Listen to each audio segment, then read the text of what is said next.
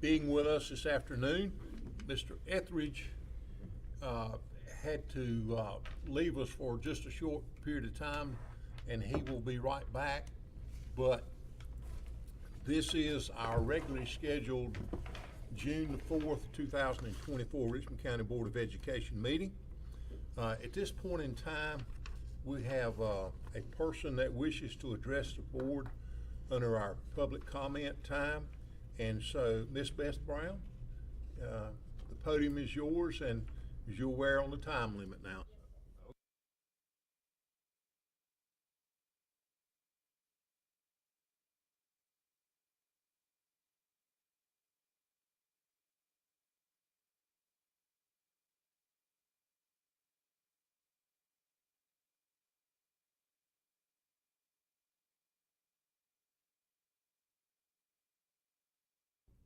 Room that is on Ledbetter Street, in Rockingham, North Carolina. There's 8 children that go to that daycare that have no transportation to and from school if the bus does not pick them up. The daycare does not have a van, they don't have a bus to transport children. I wish not to move the 2 that I am in care of to another daycare because they came from a homeless situation and they need stability. And I'm just asking the school board to reconsider sending the bus from West Rockingham to pick up these 8 children. This daycare is 7 minutes from West Rockingham Elementary School. Okay, thank you.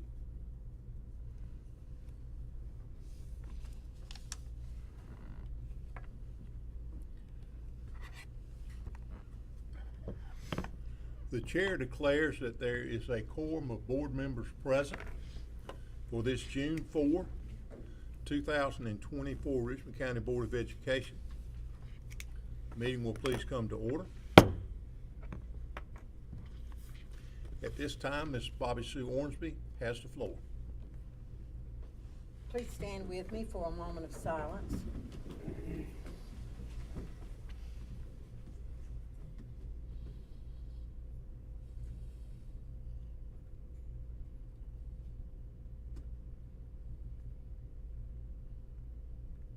Thank you.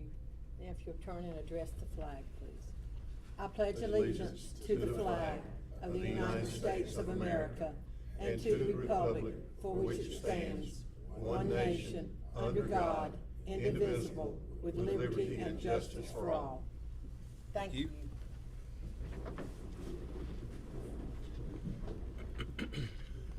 Board members, you have in front of you our minutes from our open session on May 7th and closed session minutes for May 7th. Are there any changes or addition to these minutes, both open and closed? If there are no changes, the chair will entertain a motion to approve the open and closed minutes as presented. So moved. Have a motion from Mr. Baldwin. Do I have a second? Second. Second from Mr. Satterfield. All those in favor of approval of the open and closed minutes, let me know by saying aye. Aye. Those opposed, no. Minutes are approved. Thank you very much.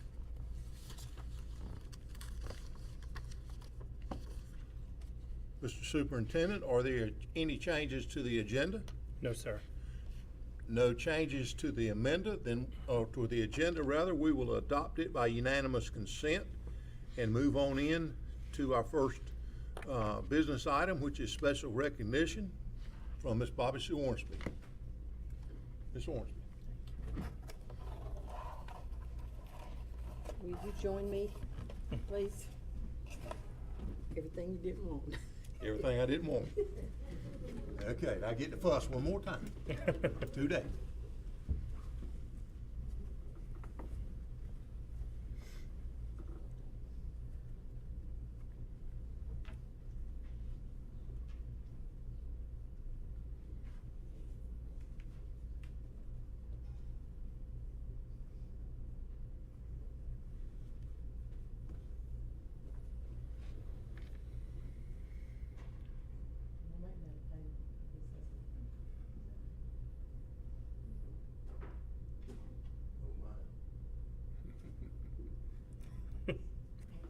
please.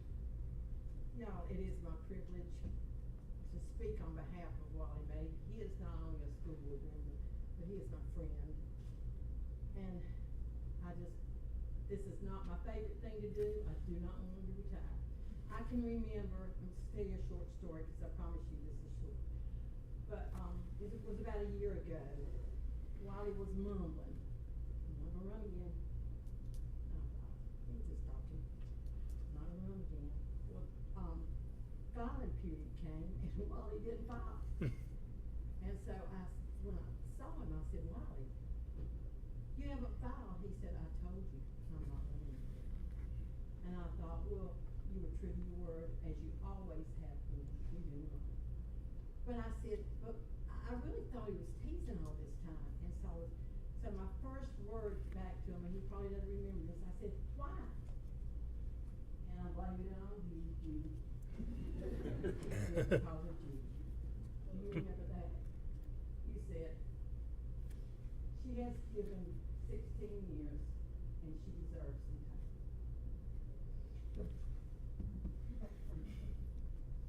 I do really appreciate him. He has done an excellent job. And it is with gratitude, and not just, I put down a touch, it's not just a touch of sadness. It is with sadness that we say goodbye to someone who's given 16 years of his life to serving children and teachers, and not just them, but community. While he would go places, and he was always positive about Richmond County schools. And I can honestly say he has been a faithful servant and an excellent leader. I'll miss him, and I'm sure the rest of you will too. Wiley's vision for our school has been rooted in the belief that every student and staff member deserves the very best that Richmond County Schools has to offer. So, Wiley, on behalf of the entire school board and the school community, I want to extend our thanks to you for outstanding service, dedication, and leadership. You have demonstrated the true spirit of servant leadership.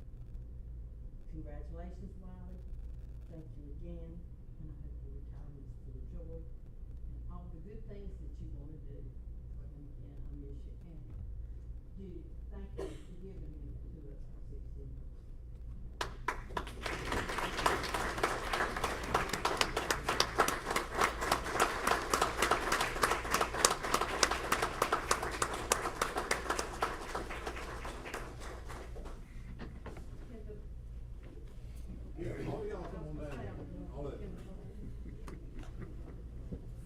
Can we do his family first and to hopefully give Jerry time to get back? Oh, well, okay.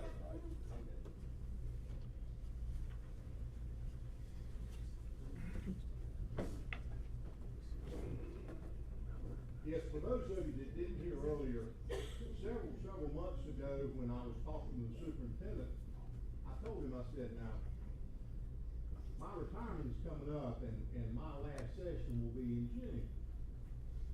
And I don't want any plaques. I don't want any clocks. I don't want any watches. And I don't want any proclamations. I have plenty of those. Now, you can give me a gift card to walk to Lowe's and I will be fine. I can put that to good use. So, you see how far that went. You call that a gavel? You didn't say Yeah. gavel. So he planned his own retirement by telling us what not to do. So we did everything he told us not to do. 1, 2, 3. Do one more. 1, 2. We'll wait for Mr. Evans. Okay. Thank you.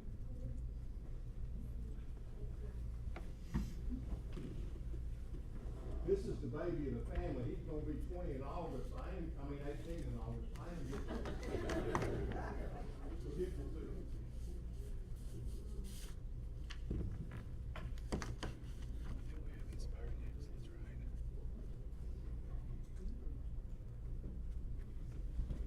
The whole night feels off.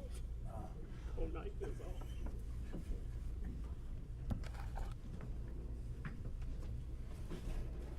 I'm sure you got plenty of those. I got it. Getting out of Dodge, Wally. Oh, I know, they'll get back to the house. Hacienda. Okay.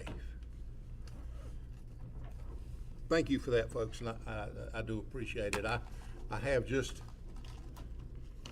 do not like to speak people at my back. I like to face my audience. It has been both an honor and privilege to have served as a member of the Richmond County Board of Education.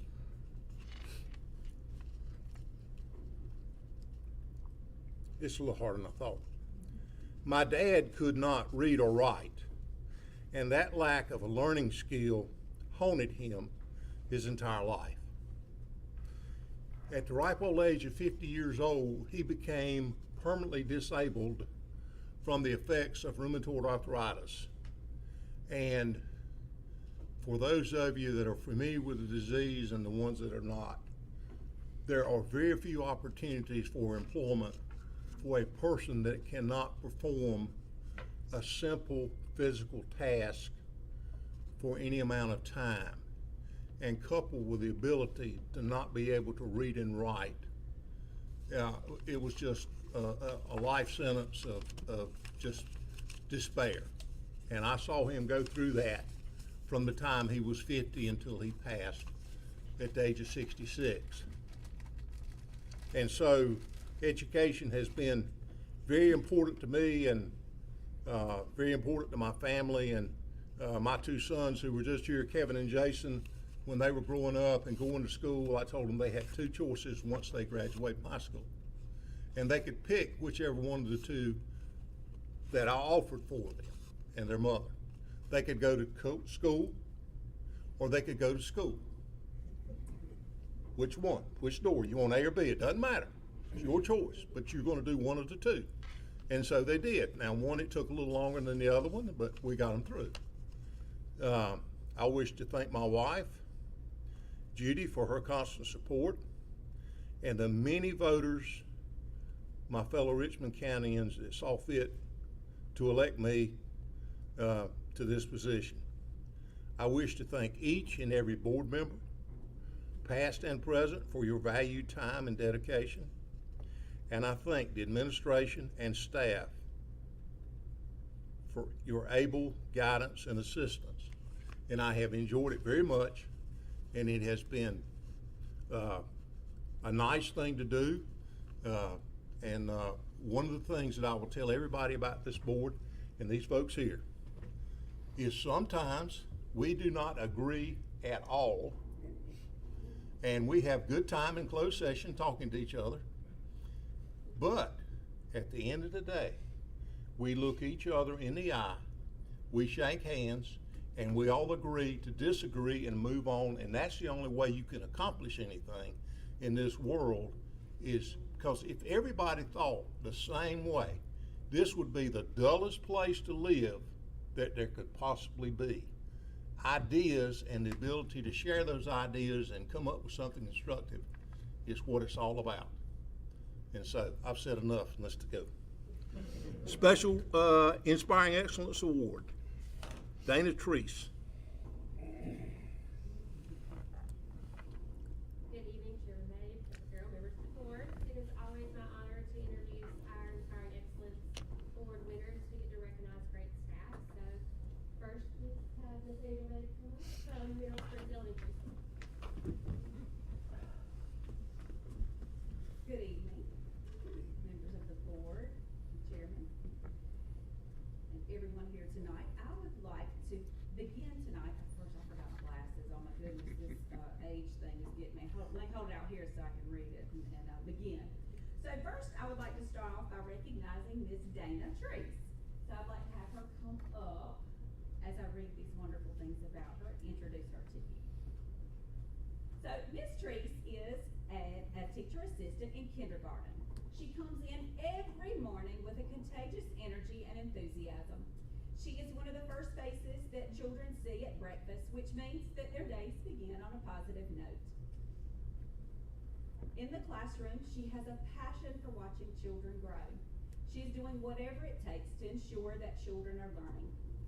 She has taken her peers and she has trained them on how to support students because she does such a great job in the classroom, and we have asked her to show others her magic. But most of all, she has this phrase, "What can I do for you?" Because that's who she is.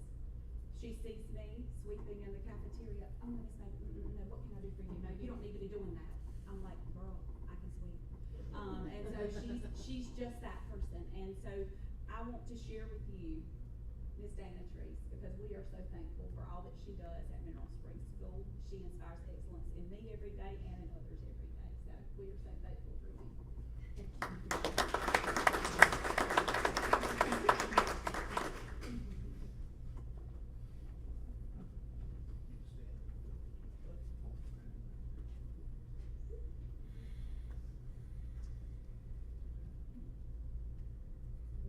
gonna take two. I'm gonna throw it through the paper. 1, 2, 3. You got all that beauty, it's two maids on this side.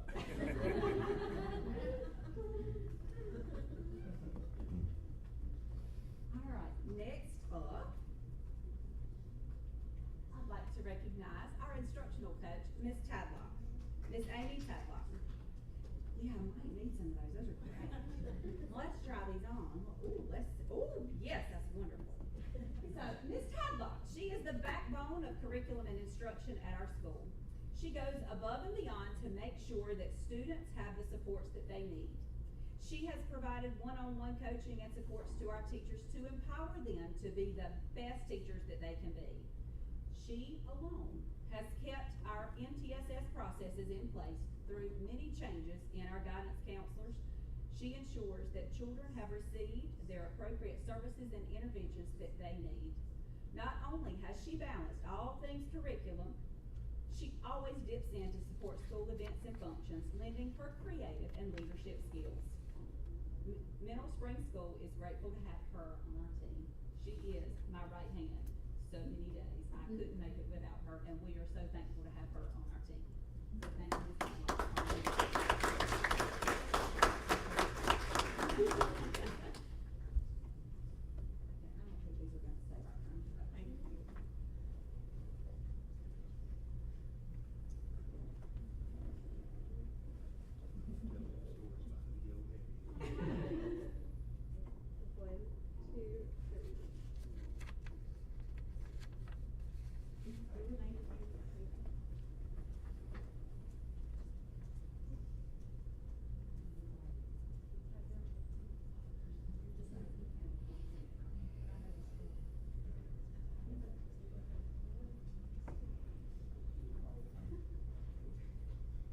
I would now like to introduce Suzanne Hudson from Richmond Senior High School to share about our Teacher Cadet State Officer. Good evening, Dr. Farrell, Chairman Mabe, and members of the board.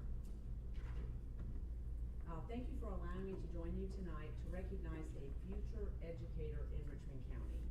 I met Jonathan when he was in the 9th grade, when he attended a Teacher Cadet State Conference with myself and 5 other teacher cadets.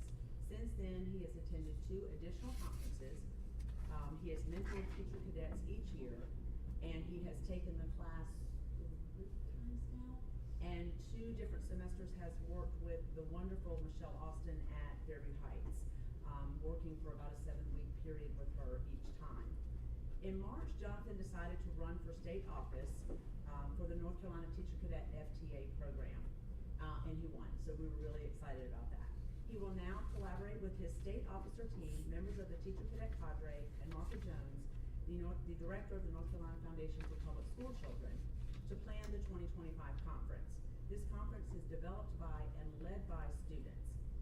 This provides Jonathan with a wonderful opportunity to collaborate with with other teacher cadets across the state. Last month, Jonathan attended the Champions for Children's Gala at the Angus Barn in Raleigh. This event is attended by current and former teachers, government officials, and supporters of public education. Jonathan presented an award that night to one of the Champions for Children's recipients, Ann Campbell, who is the founder of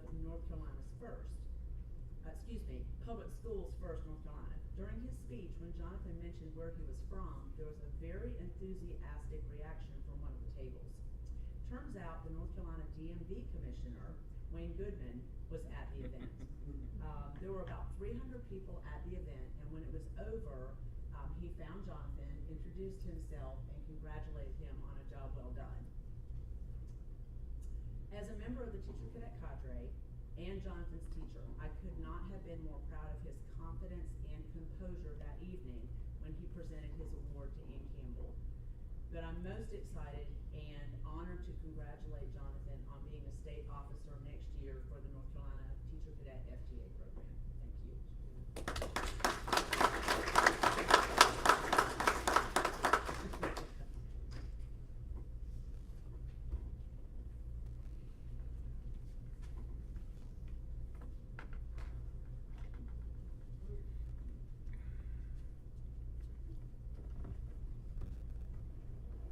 One, two, three.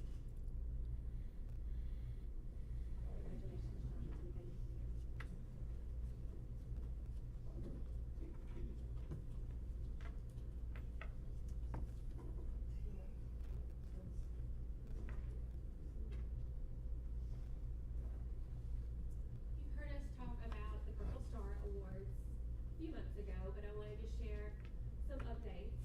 Several months ago, we started discussing becoming a Purple Star district and becoming Purple Star schools, and a member of our team took that initiative and ran with it. She attended trainings and talked with schools and discussed how this process would work. She led the committee of Dr. Gardner, Mr. Gomez, and Major Kelly, and led them through the entire process of achieving the first Purple Star schools in Richmond County. So before we awarded them, we'd like to recognize Dr. Tisha Isler.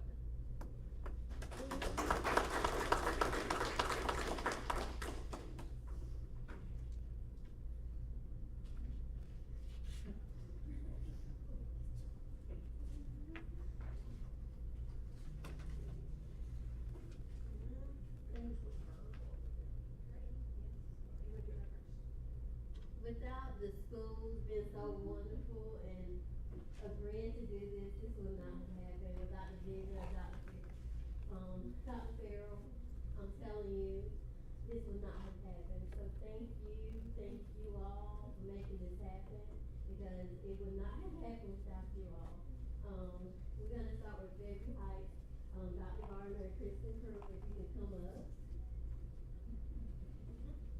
And next year we hope to be a Purple Star district.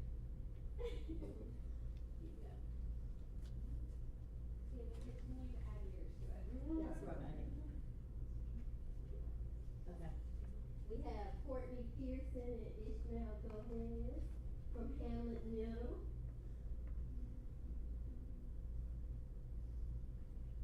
We have Major Kelly from Richmond Senior High School.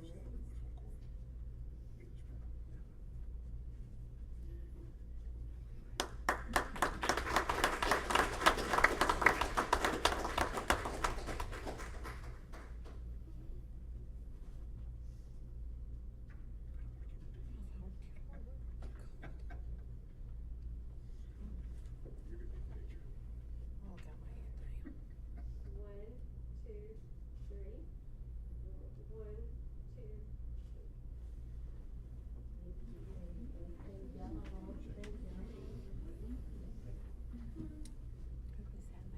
Push yourself back. I thought, Lord, something happened to you.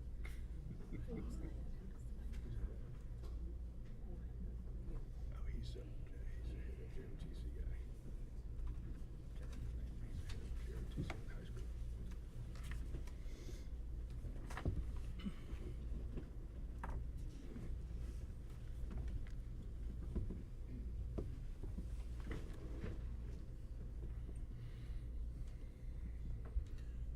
Mr. Greg Norton has the floor.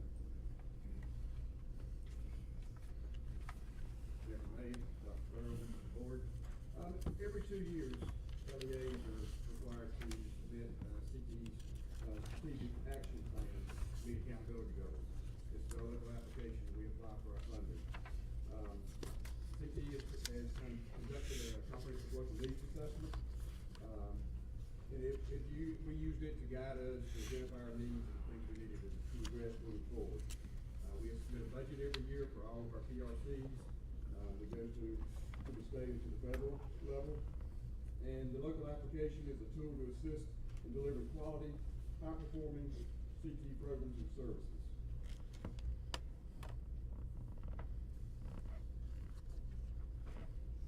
This thing never likes me. There we go. All right, so we draw several pots of money each year. So the first one is our PRC 013, which is our teacher positions. And we're projected to have 349 months of employment next year.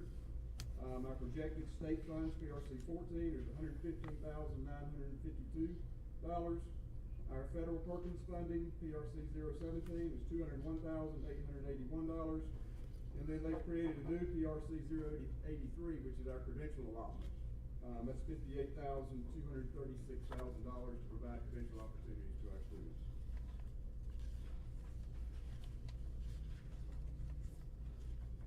So this is a sample of our months of employment. This is the actual spreadsheet that I have to turn in. I do one for all three of our PRCs, 13, 14, and 17. List all of our teachers, where they are, what they're teaching, and how many months they use. So we have 29 teachers next year with 10 months, or 290. We have one teacher that's 12 months. That's our ag position, and that's state law that they're 12 months. We have two CDCs who use 20 months. We have our curriculum instructional management coordinator who'll use 11 months for a total of 333, and we're projected to get 349. So that extra 16 months, if we don't hire another position, we're freeing up a position in health science. Our numbers in health science have been very low the last few years. We're not going to hire back when Ms. Dees retires. We just can't. We don't have the numbers to do that. So that frees up a whole position. If we don't hire back somewhere else, then that money will be rolled over into state PRC 14 funds and spent on equipment and things. Some of the things that we've done in this last budget cycle, 2-year cycle, this is some equipment and tools and simulators. We've got a brand new Hunter brake lathe, a 911 simulator. I'm not going to read all these to you. You have a copy of it. We just got in a child care experience program for early childhood. This is a simulator that has 2 3-month babies and 2 9-month babies. And it sets up for one person to be like in a full daycare setting. They're tending all 4 of the infants. And you program them from different reactions and different things going on, and it records how they respond and how the student does with it. Pretty neat setup. Then we offer, we had 6 new teachers do the New Teacher Institute to clear their licenses that we pay for, PD opportunities, summer conference, our credentials, and our CTSOs. We have Skills USA, HOSA, and FBLA are active chapters right now. Skills USA has an affiliate program where we can pay for every student in the class in the advisors' classes to be members, and then the ones that are active participate. But we pay for that. CTE pays for that as well.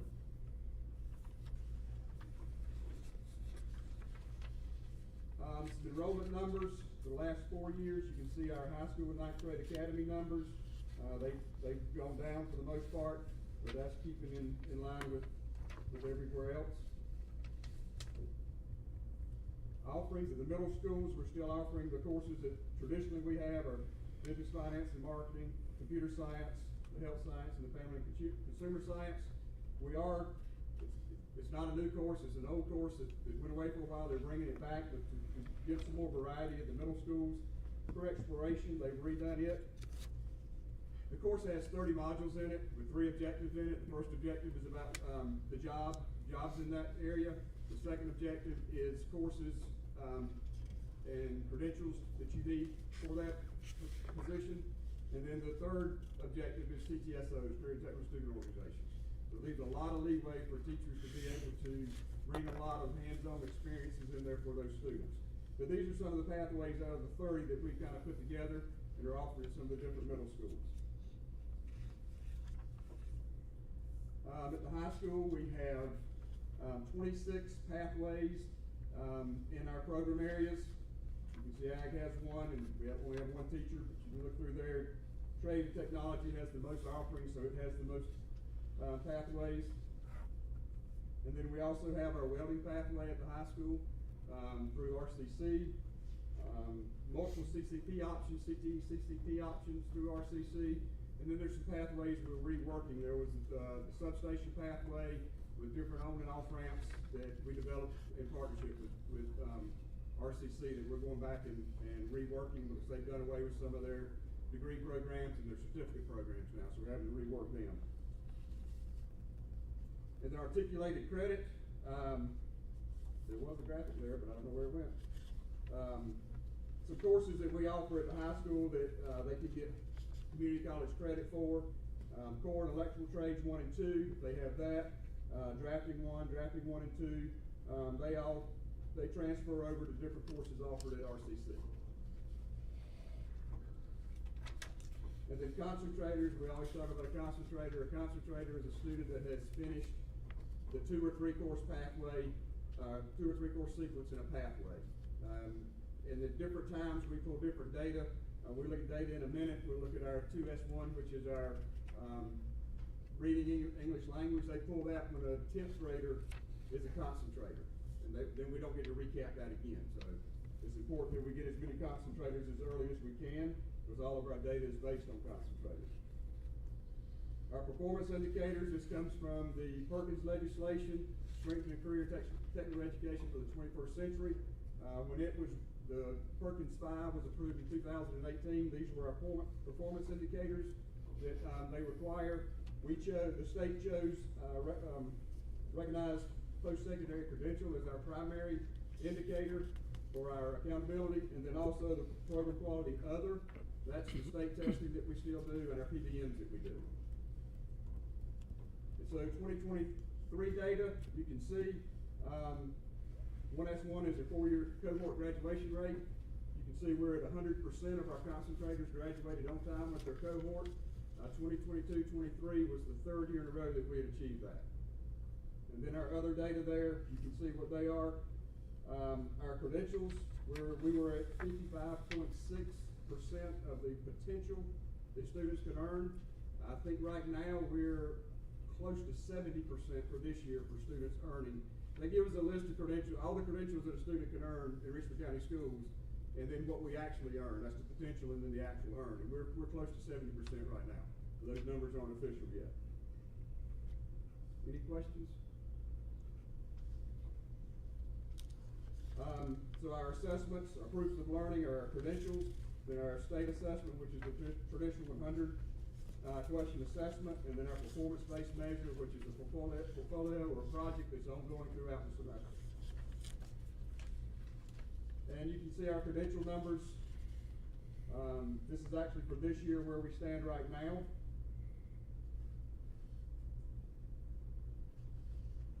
Something else that we're still working with is major clarity with career development.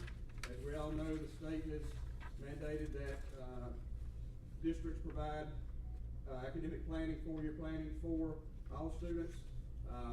Cannot be promoted from the 8th grade until they have a 4-year plan. They cannot be promoted to the 11th grade until that plan has been revised. So Major Clarity is our online platform. They do academic planning, they do a learning style, they do a personality profile that tells them whether they're kinesthetic or whatever type of learning they like. And then that lines them up with pathways that it says that they would possibly be good at. And so then they can explore those pathways, explore careers in those pathways, explore colleges where they can get education for those careers. So we've had this 5 years now, I think, and it's an excellent tool for students, and we're hoping to continue using it and diving deeper into it. And work-based learning, you know, we've been working hard on work-based learning. Jason's our high school CDC primarily tasked with work-based learning. This year, we had 11 internships. We had 2 pre-apprenticeships and 3 registered apprenticeships, registered through Apprentice North Carolina and the community college system. And then we had 2 job shadowing opportunities. We actually had 2 students, or 1 student that job shadowed at First Health. We'd been unable to get in First Health for a couple of years, but she went in and rotated through all the different departments, job shadowing, and we're working on a internship with them as well. So that's really good for our students. And this is an action item, so I would ask that the chairman, Dr. Farrell, sign and approve our local plan. Does anybody have any questions of Mr. Norton? Why are is the health occupations dropping? I don't know for sure. I think some of it's probably COVID and the bad reputation from the medical field in COVID. Students, instead of staying in some of the high school programs, they take 10 every year or every semester to go into the nurse aid program. They're going straight onto that. The interest is not there.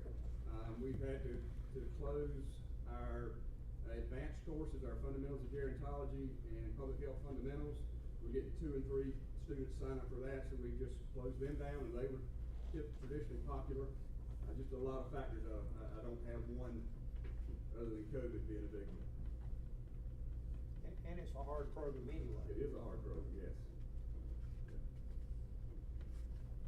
I made the motion for that. Okay. I have a motion from Mr. Etheridge to approve the CTE plan as presented by Mr. Norton. Do we have a second? A second. Have a second from Mr. Mason. Are there any other questions? Hearing none, we'll vote. All those in favor, let it be known by saying aye. Aye. Those opposed, no. It is passed, and thank you very much. Appreciate that. Available to you. Thank you. Yes, sir. Ms. Taylor, the Alternative Schools Modified Accountability System Model.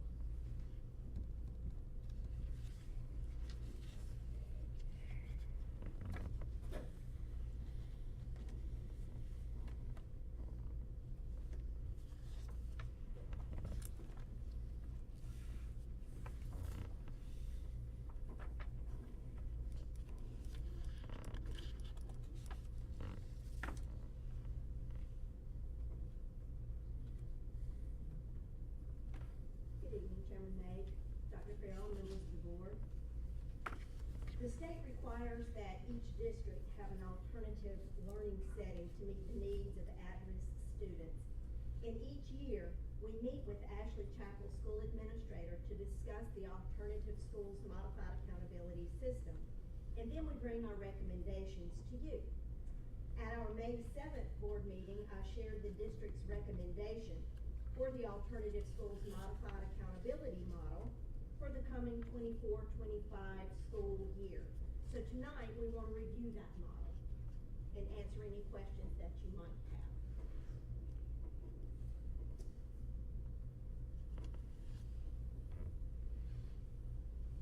Looking back at our last meeting, I told you that Ashley Chapel Principal Monica Robinson met with the district leadership to discuss school accountability model for the 24-25 school year and recommended model option B with 3 years of data. So tonight, I'm going to take a closer look at these options. What exactly is option B and why are we recommending it? So looking at option A, just as a review, option A is appropriate for schools with standard learning settings to evaluate levels of academic achievement and growth. Option A does not account for the needs of the most at-risk students in our alternative school. So while it's good for traditional settings, it is not most appropriate for alternative settings because of the variety of needs that the students have. The students have so many other needs that the school is responsible for addressing that the regular model just does not account for it. So if we're going to evaluate the alternative school's performance, we need a model that more closely addresses the needs that that school is responsible for.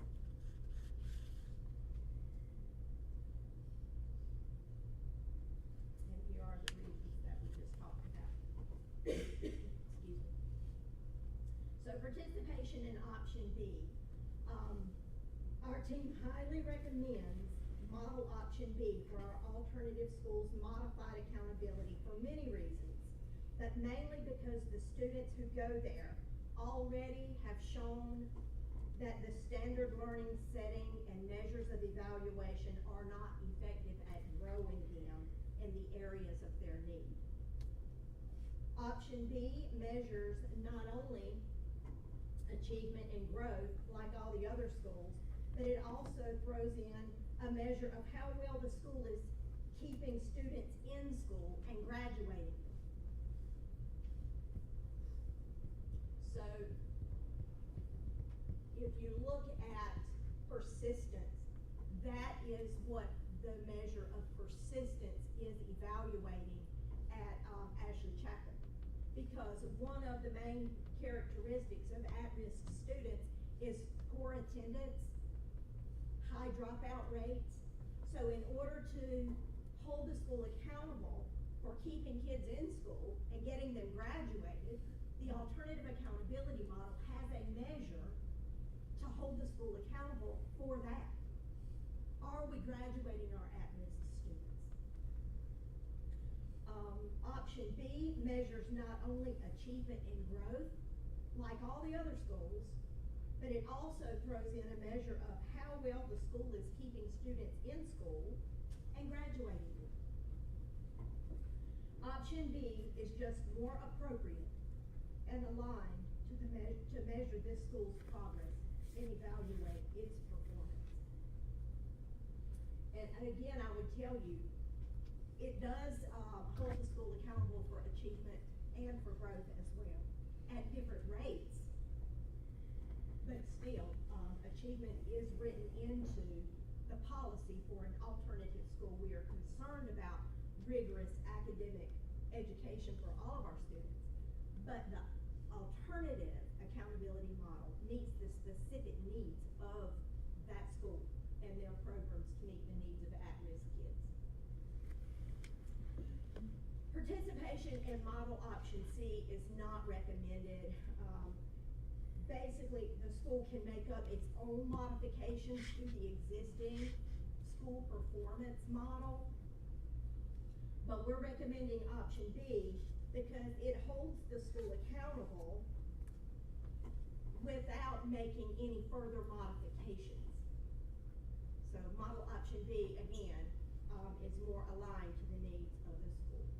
So that's our recommendation for our alternative school. And as I introduced our topic of discussion tonight, I said that the state requires districts to have alternative learning settings for at-risk students. So we know what we're recommending, but what about alternative schools all over the state? So looking at the 95 alternative schools across the state, 81% of them have selected model option B because, as I said before, it does align to hold alternative schools accountable for more than just achievement and growth. Those students also have, as we said before, they may have behavior issues, attendance issues, graduation issues. There are a lot of other issues that the school is responsible for being held accountable for. So, model option C, there are 17 alternative schools across the state, that's 18%, and one school, alternative school, is model option A, which is the standard school performance grade accountability model. And at this time, I will take any questions you might have. Do they have CTE classes out there, Monica? No, sir. No, sir. We do not have CTE classes at Ashley Chapel. They don't have to do the career development plan or anything like that? Or is that different?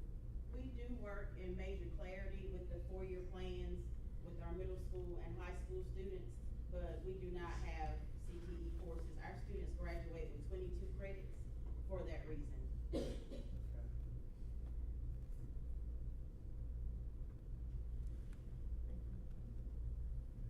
Any other questions? Thank you. We appreciate your time. Thank you.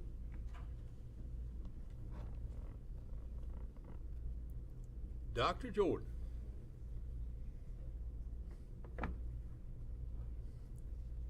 Triennial assessment.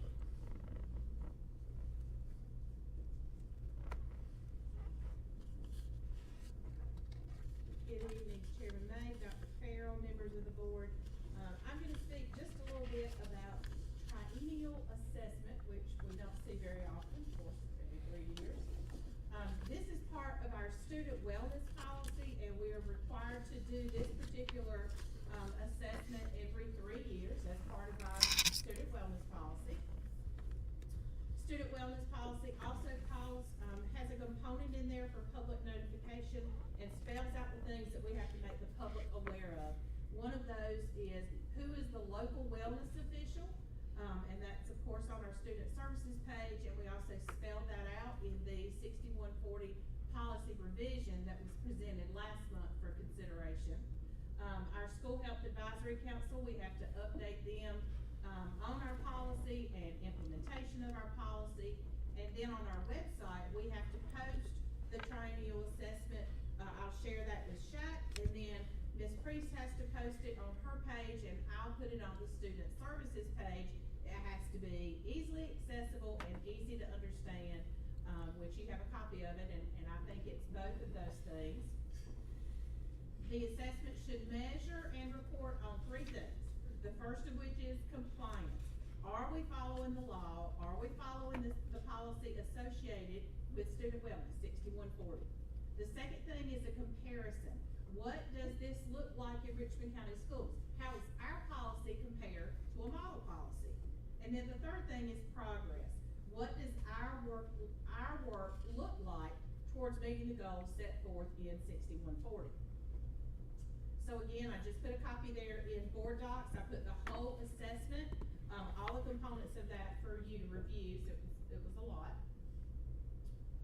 In terms of compliance for our policy, we meet all of the federally required items except in section 2, standards for USDA child nutrition programs and school meals. District takes steps to protect the privacy of students who qualify for free or reduced price meals. So I talked with Ms. Priest, and we haven't had free or reduced lunch applications in a long, long time. So on page 5 of policy 6140, one of the changes we proposed is this right here, speaking specifically to community eligibility. So anybody that reviews the policy would know why we're not working to protect privacy. We don't have to.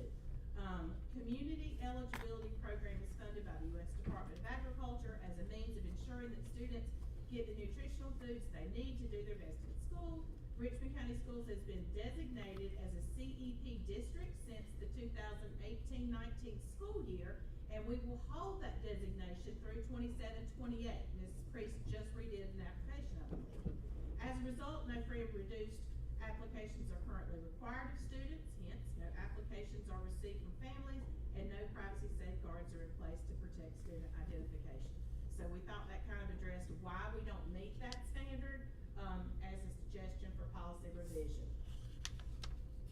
In terms of comparison, we used a tool called the WellSat 3.0 to compare our policy, and the WellSat is a model policy. And this is where once we made that comparison side by side, it produced a comprehensive score and it produced a strength score. And you'll see that through the assessment for the different sections. The comprehensive score is how well the topics are covered in our policy overall. Do we address them? The strength score is how strong is our language related to the content. How forcefully, I guess, do we address each thing. So for Richmond County Schools, our comprehensive score is 86, which is pretty strong. The strength score is a 55. And that's for each section. That is the overall score, but you'll see in the document that there is one for each section. In terms of progress, our SHAC, School Health Advisory Council, is active and it continuously works across and among agencies to meet the needs of children and families in our community. And I constantly say when we meet with the SHAC that I think we're so very fortunate to live in a community anybody on our shack at any time for anything, and they frequently call me, and it's just a very, positive and encouraging group. We work well together, and we can call each other for anything. So we continue to make progress on all of our goals in this policy and across the shack. In terms of 6140, once we looked at our strength score and our comprehensive score, Ms. Priest, Talia Swinney, and myself went through there. We each took our areas, because you can see very distinct areas in the policy, and just kind of looked at that and determined how we could shore up the language. What could we do so that next time we do our triennial assessment, our strength score will be a little higher?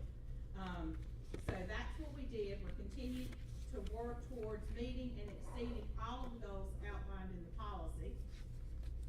An optional activity, we've done everything that's required in terms of policy requirements. One of the suggestions was, to review the policy, shore up the language, and that's what we did. And that's what we, Dr. Isler brought in April,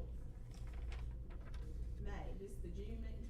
She brought it in May for review, so I guess that'll be voted on tonight. And we feel really good about what we submitted to shore up that language and be very explicit, so when we do the assessment next time, our scores will be a little better. Any questions, about 6140, our wellness policy, about the assessment itself, our shack, anything that I can answer?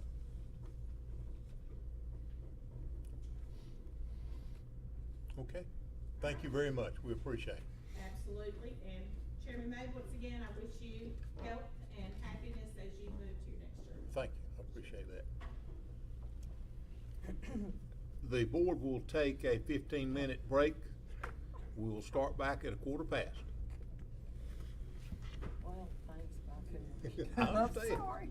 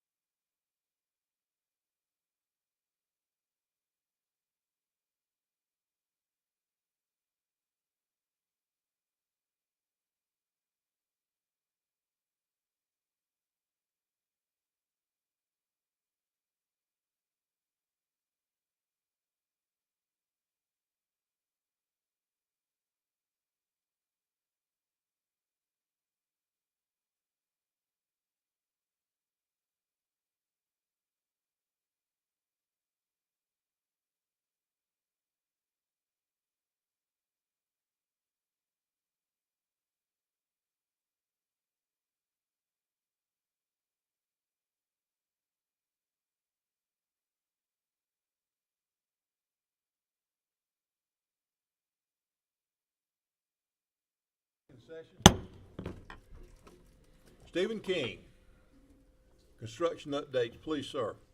Good evening, Chairman May. Congratulations on your retirement. Thanks, sir. Dr. Farrell, member of the board. Got a few construction updates for you tonight. Starting with the high school. The block walls continue to be installed. Two of the 4 exterior walls are now at full height of 38 feet. We had Duke Energy out last week. They installed a pad mount electrical transformer for the new building.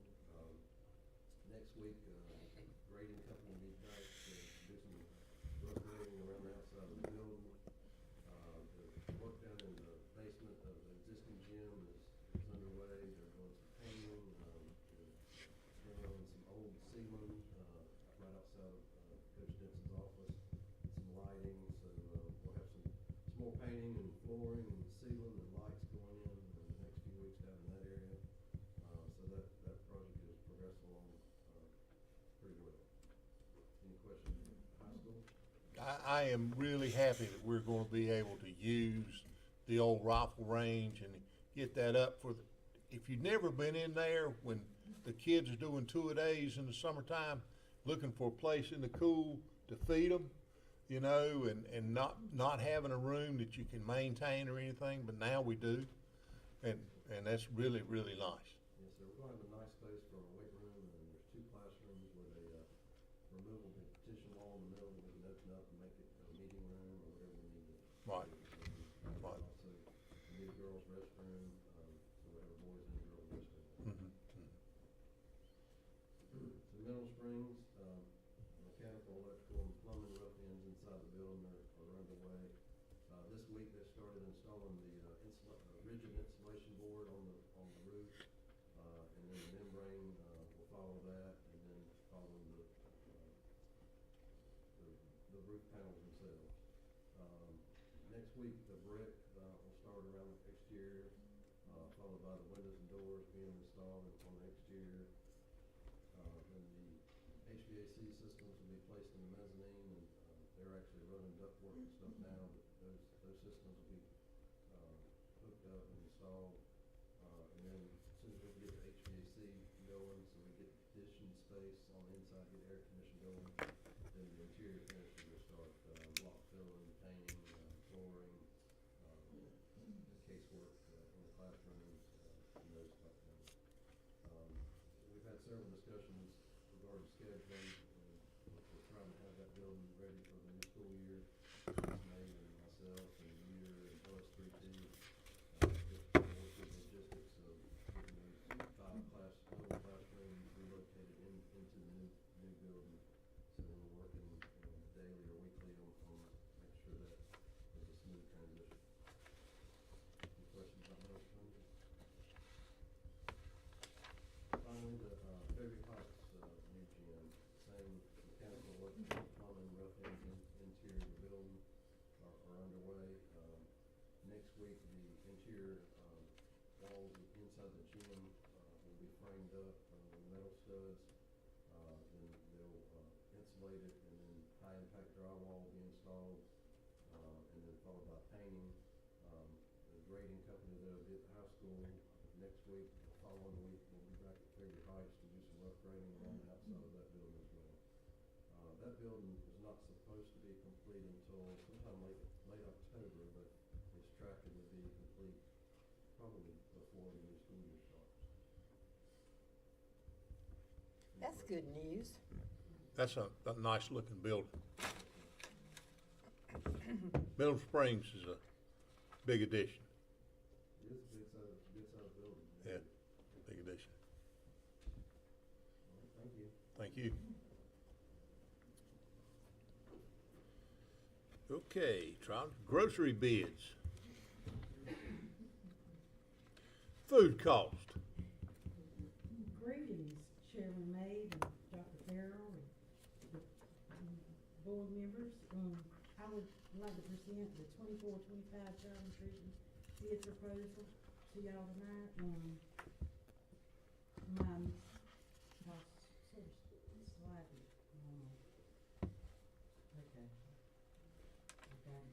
I'll slide this as I talk about each one. My main grocery bids were sent to Cisco of Raleigh, Gordon Foods, and US Food Service. I would like to recommend, Cisco, as they were the lowest and the only bid that I got back. My fresh produce bids were sent to RH, Honeycutt, Ward's, and Foster Cabinets. And I recommend RH Produce as the lowest bid. We had to disqualify the Honeycutt bid. That's who we were with this previous year, but, they failed to return everything back in their documents that they were supposed to turn in, and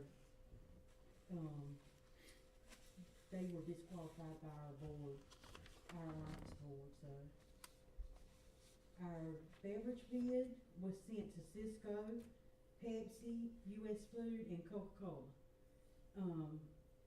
I recommend Cisco for line items 65140 through 65152 because they were the lowest on those line items, but Pepsi was the lowest on all other,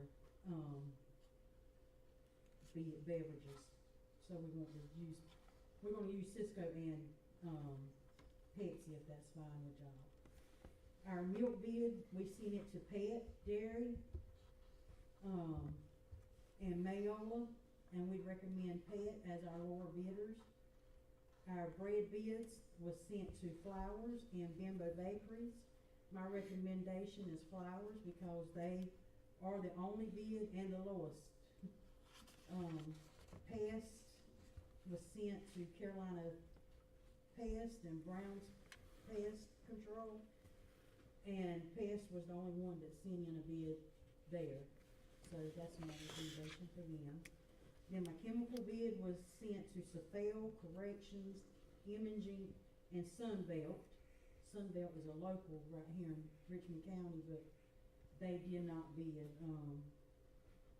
The only one that we had to bid was Safel, so I'm gonna recommend them as my lowest and only bid.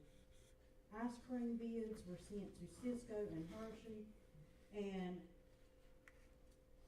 I recommend Hershey because they were the lowest bid, and we were happy about that because they got a larger variety than Cisco, and this is the first year that we've had a different ice cream company bid on us, and we're excited. It's larger ice cream, better pricing, so we're excited for the kids. And at this time, I would like to give all of y'all an opportunity to look over the bid doc in the Google Doc, and if you have any questions, feel free to go ahead and ask me. And if there's no questions, may I please ask for your approval on this bid? Mr. Chairman, I make a motion to approve the bids as presented. Have a motion from Mr. Baldwin to approve the bids for our food and cleaning items as presented, and also pest control. Do I have a second? Second. Have a second from Ms. Ormsby. Any other questions? How many more years do we have the free lunch? Through 78. Through 78? 28, excuse me, 28. I'm sorry, 28. Yeah. Age is in there, that's getting in there. 28. 28, that's a good question. That has been a good thing for our students. It has given us a little bit of, it has given us an edge, and that's really nice. Okay, any other questions, Ms. Priest? Hearing none, we'll vote. All those in favor of approving the bid request as presented, let me know by saying aye. Aye. All opposed, no. Thank you, we appreciate it. I thank all of y'all, and, Chairman May, I didn't say nothing earlier in the room, but congratulations on your retirement, and remember that just because you're retiring, my door's not closed. Okay. My door is always open to you and your wife. I've enjoyed every time you come by to visit and talk with us. All right. You can still come by and talk. I called Ms. Priest up and I said, look, I'm gonna feed 140 people and they want oven roasted potatoes. How many potatoes am I gonna need? well, Mr. Mabe, how old are they? And I was like, what, are they big eaters like you? She always qualifies that statement, you know. So. Thank you, ma'am. Appreciate it. Budget amendments. Ms. Jordan.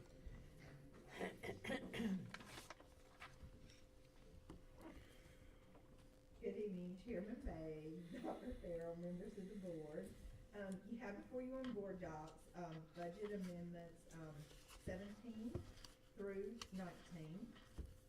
Budget amendment 17 is an increase in state funds of $5,400. Budget amendment 18 is an increase in federal funds of $9,500. And budget amendment 19 is other local funds, which is Fund 8, an increase of $60,366.74.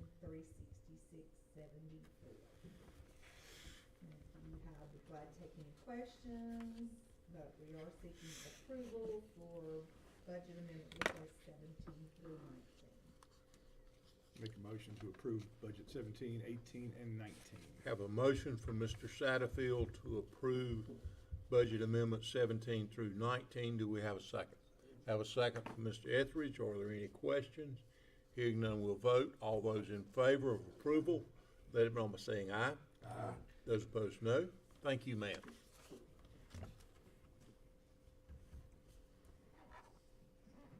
Dr. Isler.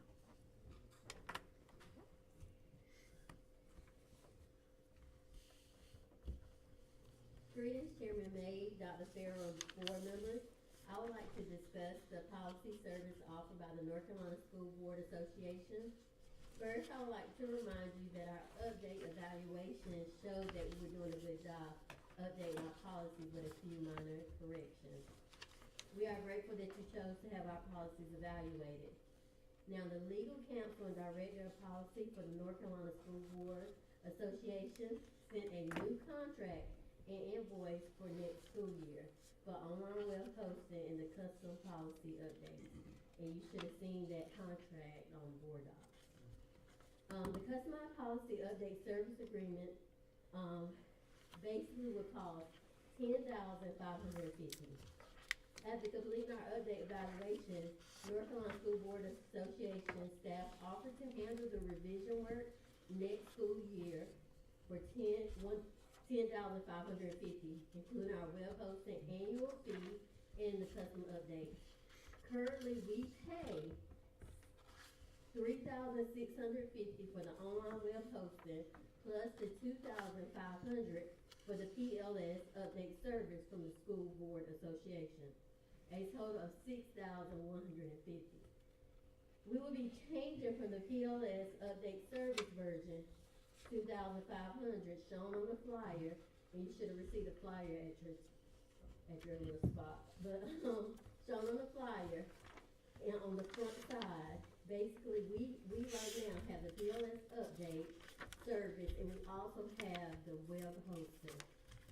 Okay, on the back of that flyer where it says custom updates, you will see $6,900. And basically, they want to move us from the $2,500 to the $6,900, and that will be an increase of $4,400.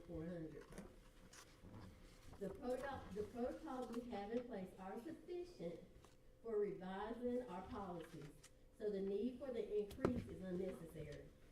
Our office will take care of the update once we receive it from the School Board Association, as we have always done. We look closely at our local policy and compare it to the updates, allowing the central office staff to review the new update as needed, just like Dr. Jordan referred to earlier. We adjust the policy to ensure it is aligned with the updated information from the North Carolina School Board Association. In light of these considerations, we strongly recommend continuing to pay the $6,150 for the PLS update service and web hosting, and not to pay the offered custom updates for an increase of $4,400. At this time, what is your pleasure? I think if we have somebody keeping up with it here, we don't need to keep up with it Right. there. You know, so, Yeah. and that's what we have them for. And then every couple of years, if we need to go ahead and have them look at it, we can. I just think that's foolishly spending that extra money. So So the recommendation is to stay the course. Sounds good. So, Mr. Chairman, I make a motion that we, accept the recommendation from, the school, with keeping to, our current services of PLS update service. Okay. Which is 2,500, and web hosting service, which is, 3,650, for a total of $6,150 as presented by Dr. Eisner. Okay, we have the recommendation. We have a motion from Mr. Tillman to accept the recommendation of our staff. We have a second from Mr. Baldwin. Are there any questions? Seeing none, we'll vote. All those in favor of this recommendation as presented, let me know by saying aye. Aye. Those opposed, no. Thank you. That's approved. In board docs, you have a list of policies presented last month for review. This being the conclusion of the 30-day review period, I would like to present these policies for adoption.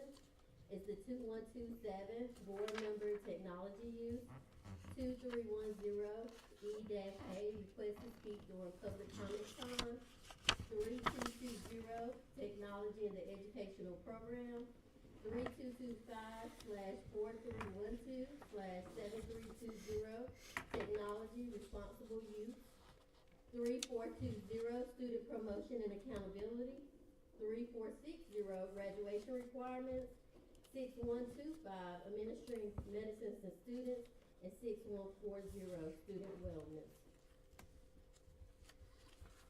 Okay, board members, you have, we've had these items for 30 days to review. We have a recommendation to approve as presented. Do I have a motion? So move. Have a motion from Mr. Tillman to accept as presented. Do I have a second? I second. Second from Ms. Hornsby. Any other questions? Hearing none, we'll vote. All those in favor of approval of the policies, let me know by saying aye. Aye. All opposed, no. Thank you, Dr. Isler. Thank you. Policies for review. 17607280, prohibition against retaliation.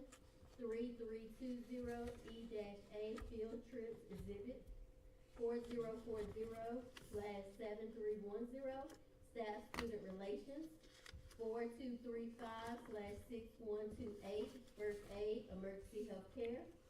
4235/6128, R-1, emergency health plan. 6126, the Narcan administration. And I do wanna note, we already approved this policy. We are only updating the new policy number, so it can be aligned with the PLS, update manual. And then 7130, licensure. Those are your policies for review. Thank you. Okay, that is your insomnia reading for the next 30 days. Okay. Mr. Ingram, field trips. Dear Chairman, Dr. Farrell, members of the board, I have one request. I'm requesting approval for Richmond Senior High School senior class field trip to Orlando, Florida. This annual senior trip to Disney is scheduled to depart on March 28th, 2025, and return on April 1st, 2025, via charter bus. Cost $875 per student. The exact number of students and chaperones are yet to be determined. However, the chaperones, Ms. Larson and Mr. Learn, are eager to provide information to the students. And we'll have a update prior to that, so we know the number going and Yes. that sort of information. Okay. I make a motion. Have a motion to approve the Florida field trip for April of 25. Do we have a second? Second. We have a second from Ms. Baldwin. All those in favor of the field trips presented, let me know by saying aye. Aye. Those opposed, no. That is approved, and appreciate that, Mr. Ingram. Dr. Farrell, you had the floor. Thank you. As you know, we have a board attorney vacancy left by George retiring from service to the board. And we put out a request for bids for the appropriate amount of time. We received 2 bids, one from Tharrington Smith and one from Van Camp and Van Olinda. And those documents have been provided to you. And so tonight, I'm hoping to get a decision from the board as far as who you'd like for your legal representation. If I may, the information presented, Tharrington Smith is the best value, and they have more attorneys and staff available to serve us, and so. I make a motion to accept Tharrington Smith's proposal as our next attorney. We have the motion from Mr. Satterfield to approve Tharrington Smith as our new counsel. Do I have a second? Second from Mr. Baldwin or Mr. Tillman? Okay, Mr. Tillman, are there any questions? Hearing none, we'll vote. All those in favor of the motion to employ Tharrington Smith, let it be known by saying aye. Aye. Those opposed, no. Motion is passed. Thank you, sir. Can I ask a question Thank about, when you sent the information out, Dr. Farrell, the name on there from, Tharrington Smith, is that the same one? That's the attorney that will be assigned to us, am I right? Is that Eva? Yes. You would do the same. Yes. Eva will be our actual board attorney to attend our board meetings. Steve Rawson will continue to handle HR issues. All right, we have used them some in the past years. Oh, yeah, we use them currently for certain things, Okay. yes. Well, are those the same lawyers or attorneys that we have been using, or is this somebody different? Our primary contact has been Steve Rawson, but he will still be involved. But Eva will be the actual attorney attending our meetings, and we have not worked with her, at least not since I've been here. The name didn't sound familiar. That's Yeah, fine. she is a very reputable attorney with the firm, and will do a great job representing I worked with her at Scott the County. district. She Yeah, was our board attorney. She's very, very good. yeah, she's very good. Steve is too. Oh yeah, he is. Thank you. Yep. Okay, comment, board members. Mr. Mason, would you like to start? Mr. Satterfield. Just a lot going on, been to a lot of things. It's just been wonderful to see the kids, the faculties. It's just a good time of year to see so much happiness. It is. It's just happy, makes you feel good. Yeah. It makes you feel good going to these things, and I want to commend Richmond County Schools for all they do for our kids. It's been a lot of fun. Bobby Sue. No report. Okay, Scotty. Two things. First and foremost, thank you for your years of service. It's been a pleasure to spend a couple of years with you up here, and I've certainly learned a lot, and we'll try to carry the torch a little further.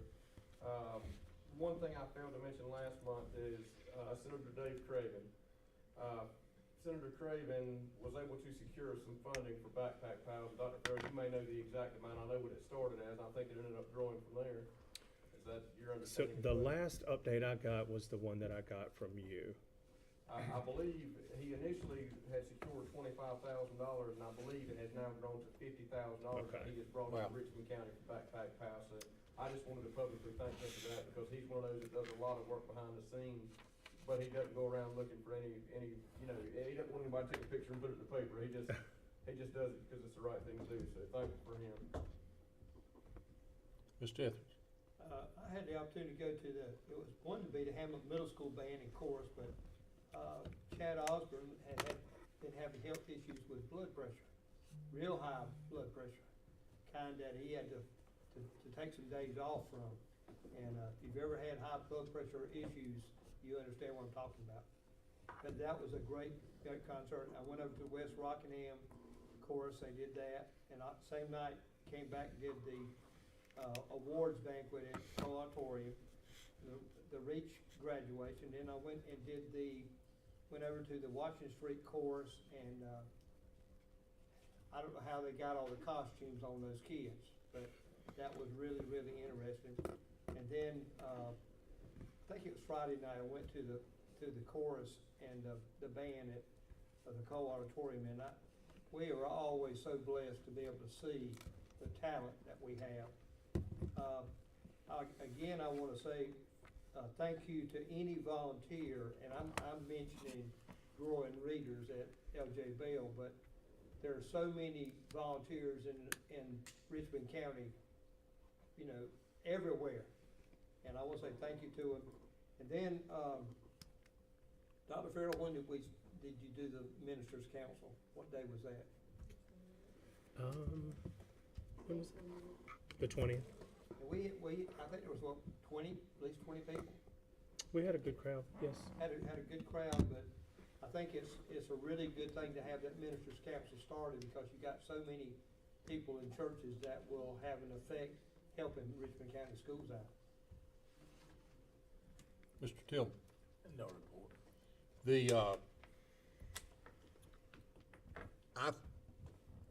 Mr. Carter has been a really good, is really good for our band program. And that was an exceptional program Thursday night and 30th.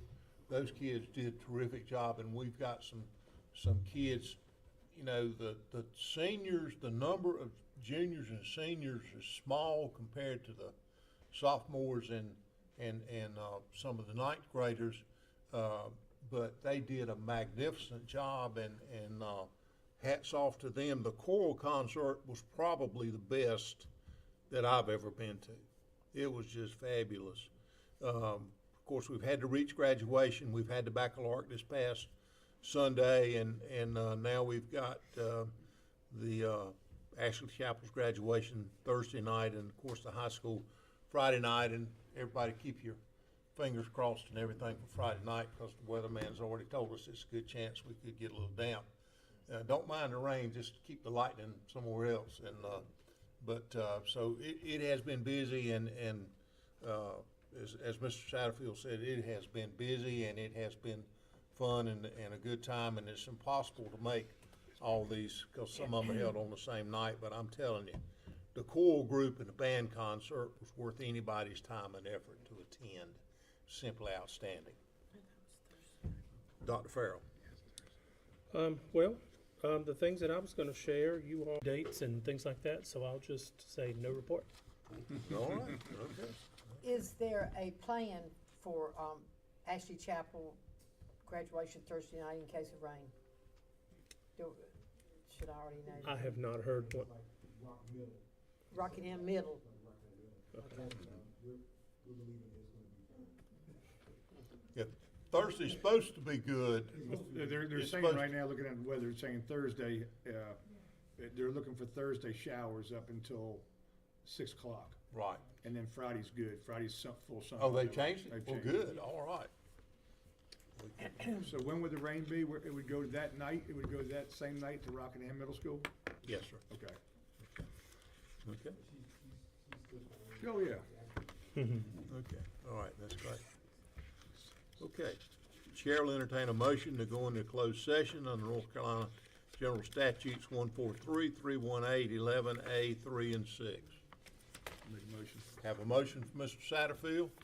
Second. Have a second from Ms. Ormsby. All those in favor of adjournment to go into closed session, let me know by saying aye. Aye. All opposed, no. The open session is closed, and